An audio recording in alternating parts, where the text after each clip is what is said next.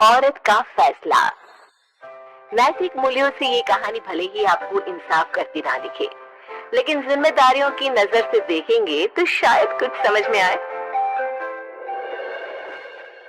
ये क्या है बहू, सुबह से घर का काम करती रहती है, फिर ऑफिस जाती है और बच्चों में लगी रहती है।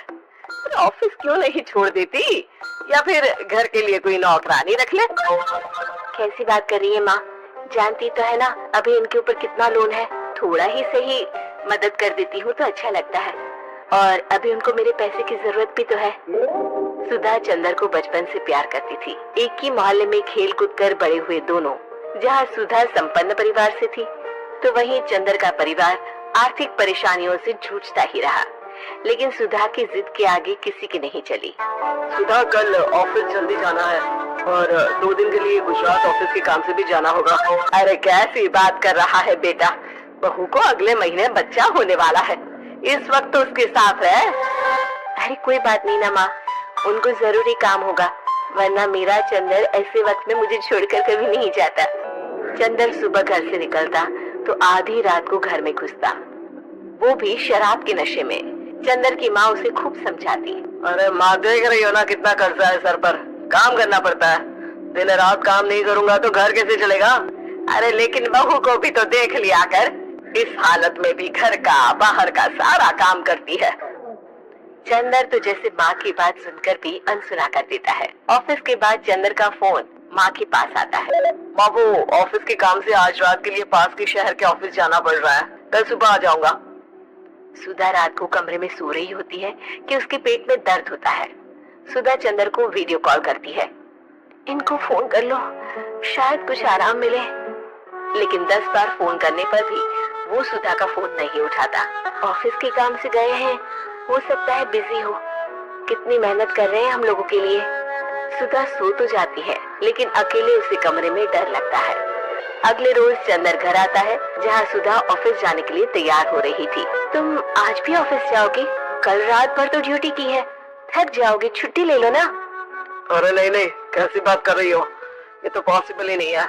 अच्छा रुको, मैं जल्दी से तुम्हारा खाना और नाश्ता बना देती हूँ। बेचारी सुधा ऑफिस जाना छोड़कर लग जाती है पति के लिए खाना बनाने, उसके कपड़े प्रेस करने और जरूरत का सामान मुहैया कराने के लिए। हो सके तो रात की ड्यूटी मत लिया करो ना, मुझे बहुत डर लगता है। अरे यार क्या है, तुम तो ऐसे बिहेव कर रही हो कि तुम ही अकेली हो जिसे बच्चा होने वाला है। इतने लोगों के पति जो काम के सिलसिले में बाहर होते हैं, उनका क्या। सुधा को चंदर के मुंह से ये बातें अजीब लगती है। अरे हुआ क्या है तुमको? पहले तो तुम मेरा कितना ख्याल रखते थे, मेरे पास रहते थे, मेरी दवा से लेकर खाने पीने तक का सारा ख्याल। और अब इस बार तो तुम एक दफा भी मेरे साथ डॉक्टर के पास नहीं आए, क्यों? अरे पागल हो गई हो क्या? पागल वाली बात कर रही हो।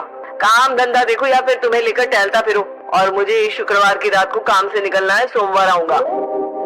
सुधा को समझ में नहीं आता कि क्यों अचानक से चंदर को फील्ड का काम मिल गया है। लेकिन एक दिन, सुधा, मैं और चंदर जरा एक रिश्तेदार के घर जा रहे हैं, तुम भी तैयार हो जाओ, घर में अकेली कैसी रहोगी। अरे नहीं नहीं, इस हालत में इसे लेकर जाना ठीक नहीं है। अरे लेकिन मैं ऑफिस भी तो जाती हूँ, फिर घर में अकेले। चंदर उसकी कोई बात नहीं सुनता। वो सीधा कार निकालकर माँ को लेकर चला जाता है। सुधा घर के काम में लग जाती है कि अचानक उसकी नजर चंदर के बैग पर पड़ती है, जिसमें एक कागज दिखाई देता है। इनके कागज भी ना इधर उधर फैले होते हैं, एक भी खो जाएगा तो बवाल करेंगे।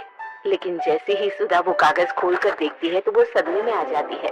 दरअसल वो कागज नहीं, बल्कि चंदर और उसके ऑफिस में काम करने वाली लड़की चांदनी की गोवा की टिकट होती है।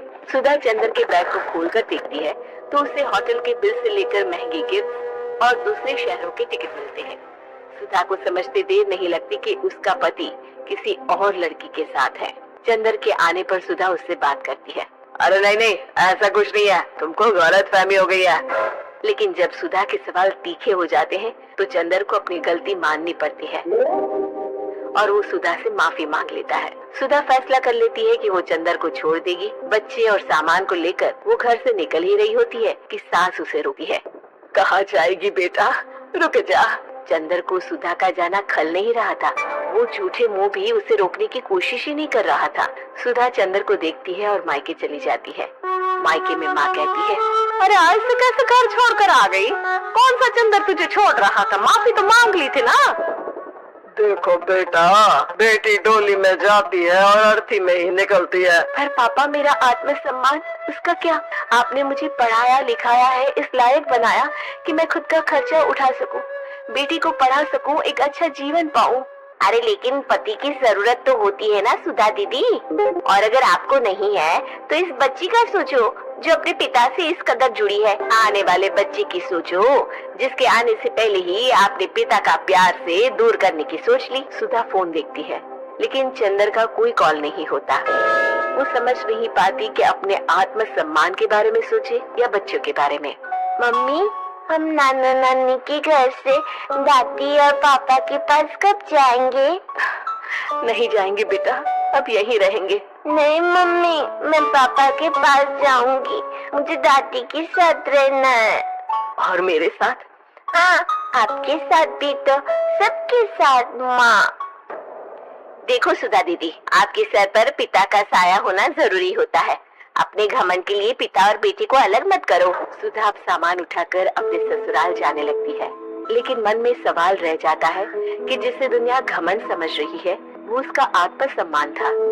चंदन ने माफी जरूर मांग ली, लेकिन कभी ये एहसास नहीं दिलाया कि वो सिर्फ उसी का है।